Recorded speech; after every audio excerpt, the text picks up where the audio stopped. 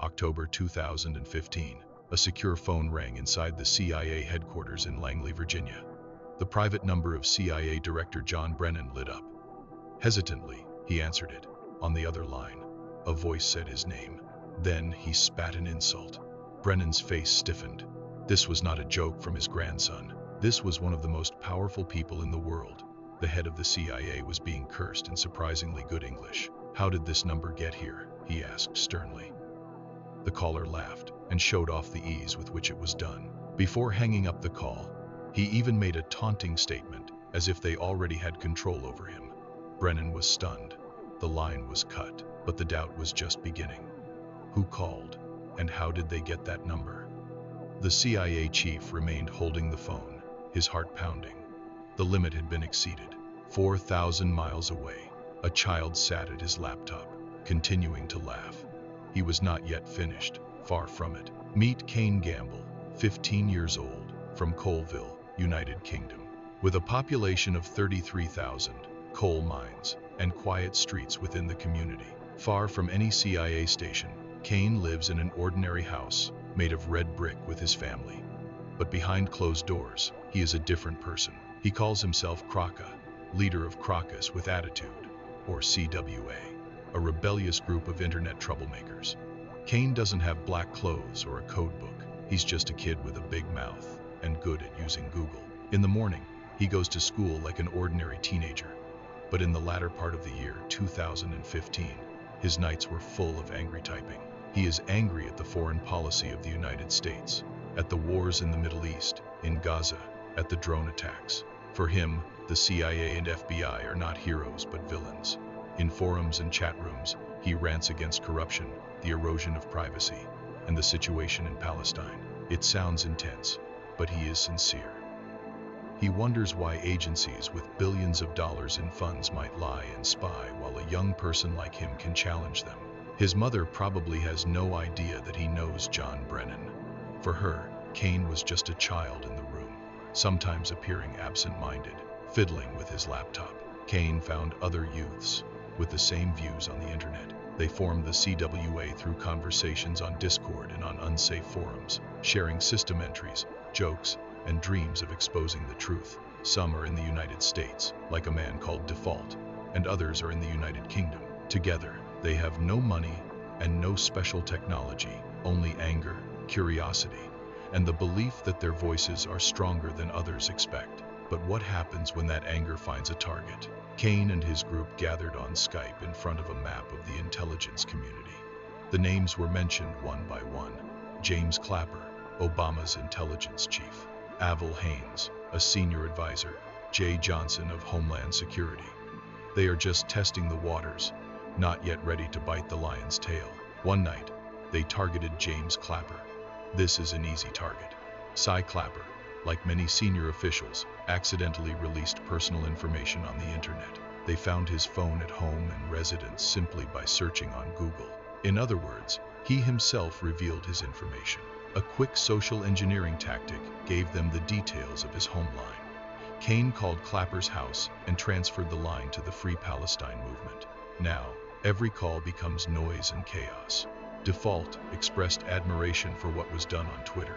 The youth community is echoing. Kane thinks it's so easy. But it's not just teasing.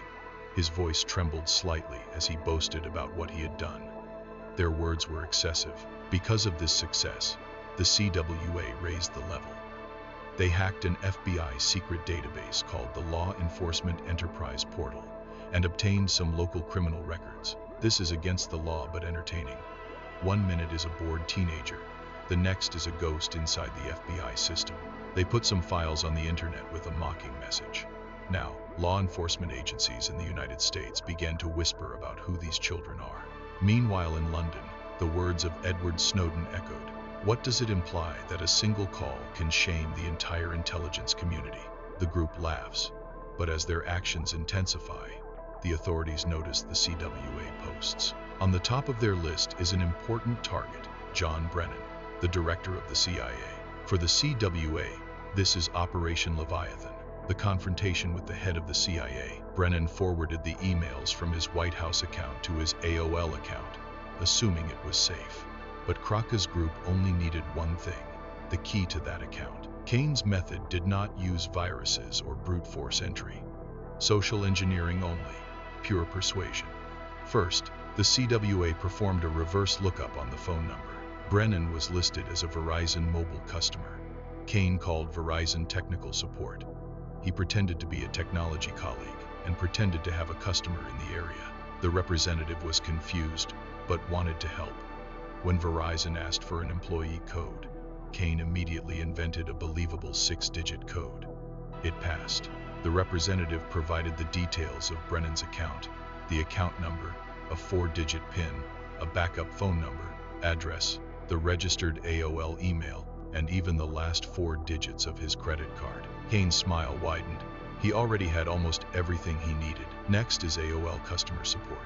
Kane called and pretended to be worried because he couldn't log into his account. He answered the security questions using the obtained information, card digits, phone numbers, even Brennan's mother's maiden name obtained from public records. The AOL representative reset the password.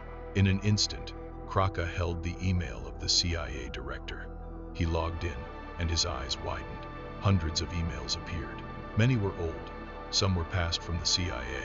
But what was important were the attachments. He downloaded the lists of senior intelligence officials with phone numbers and social security numbers, a Senate letter about torture, and more. Among these is the 47-page SF-86 security form, Brennan's detailed personal profile with sensitive data. Kane couldn't believe it. He stared at the inbox for a few moments. Nothing moved. Then he clicked. This was more than he had imagined. Power surged in his room. He sent a message to default and reported the victory and full access. On the other side of the Atlantic, many eyes opened in surprise. A 16-year-old had outmaneuvered the CIA's best defense. And what will you do when the CIA director is just a contact on your phone? Now that Brennan's account is controlled, Kane's mission has changed from infiltration to exploitation. His first action was to obtain the personal cell phone numbers of John Brennan and his family. He shared this information with other CWA members. Now, they can call Brennan or his family at any time. There is no safety. Meanwhile, they also took the opportunity to release information. On Twitter, the anonymous accounts of CWA, such as AFAX, shed light. They posted screenshots, parts of an attachment with Avril Haine's name, and a page listing guests at the White House. They posted links to a WikiLeaks page that was still being created and claimed to contain the entire collection. In each post, the group continued to taunt and implied that the agency had been deceived and had fallen into their trap. They declare that they own everything and repeat the call to liberate Palestine. In the house, Kane smiles while listening to the sound of the car running, as if carrying the secrets of the CIA on the streets. The smile of a teenager is illuminated by the pale light of his screen.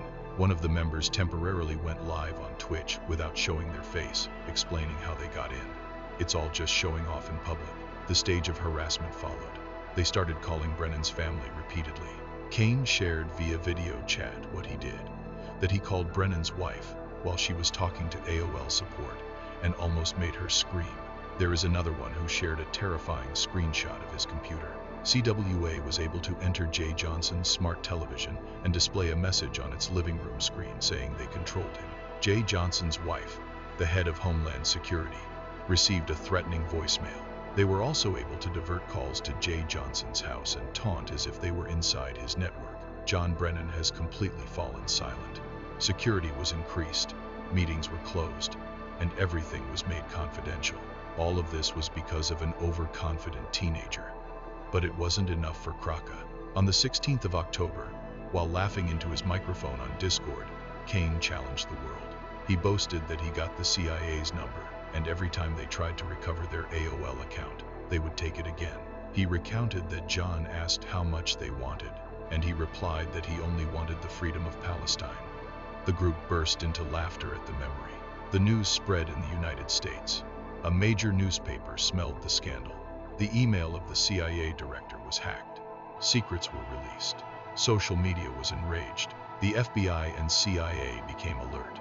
But the evidence was on Twitter and on hidden internet pages published by faceless youths.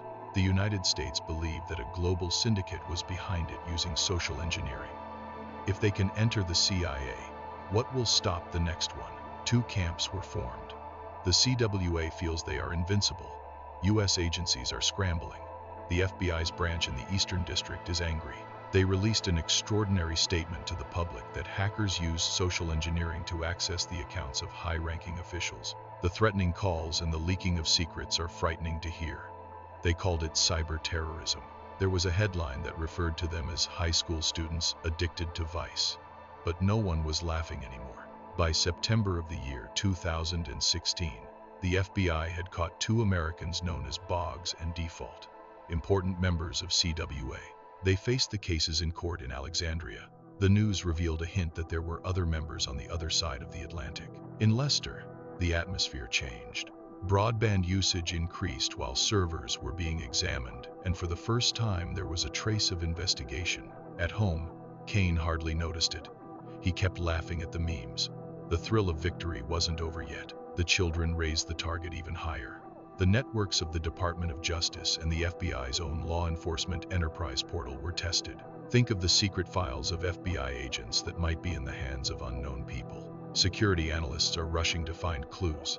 In the midst of the chaos, government officials believed that skilled professionals were responsible. Meanwhile, the teenagers became even bolder. Kane went live again, with only his voice audible, and boasted that they had obtained the social security number of the spy chief from his voicemail. He didn't care about any warnings and boasted that email reigned within the agencies of the United States. The nightmares began.